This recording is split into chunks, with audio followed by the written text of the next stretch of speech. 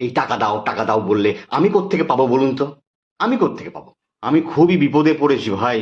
টাকাটা না হলেই নয়, আমার টাকাটা তুমি দিয়ে দাও ভাই। হ্যাঁ দেখুন, বিপদে তো সবাই পড়ে, বিপদে সবাই পড়ে। হ্যাঁ আমি মানছি যে আপনি বিপদে পড়েছেন।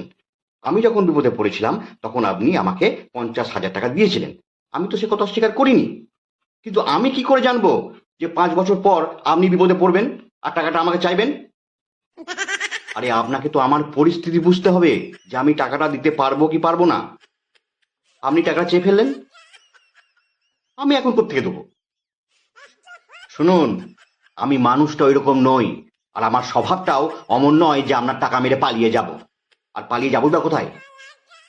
সবাই আমার কাছে মোটামুটি কিছু না কিছু হলেও পায়। আর আপনি ভাবলেন কি করে যে আপনি বিপদে পড়লেই হাসতে হাসতে আসবেন, আমাকে বলবেন টাকা দাও, আর আমি টাকার থলে নিয়ে বসে আছি আপনাকে দিয়ে দেবো?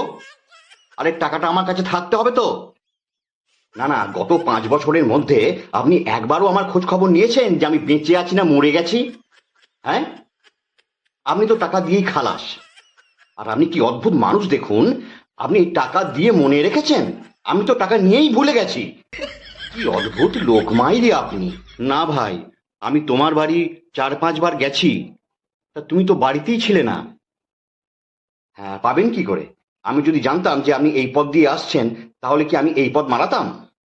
কই, যদুবাবু, মধুবাবু, হারানবাবু, এনাদের কাছেও আমি টাকা ধার করেছি। 3 বছর টাকা চাওয়ার পর ওনারা আমাকে আর চাননি, ফেড আপ খেয়ে গেছেন। কিন্তু আপনি 5 বছর পরও চাইছেন টাকা। আবার কোথায় চাইছেন?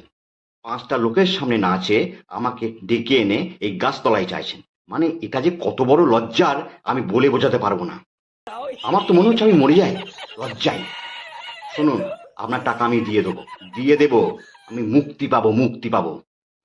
10 বছরের মধ্যে আপনার টাকা আপনি পেয়ে যাবেন। আচ্ছা, ওই আপনার অ্যাকাউন্ট নাম্বারটা দিন তো। আপনি চেক নেবেন নাকি এনএফটি করে দেবো? না না, আপনি বলুন। আর হ্যাঁ, ওই পারলে আমাকে 20,000 টাকা ধার দিন তো, আমি আবার বিপদে পড়েছি।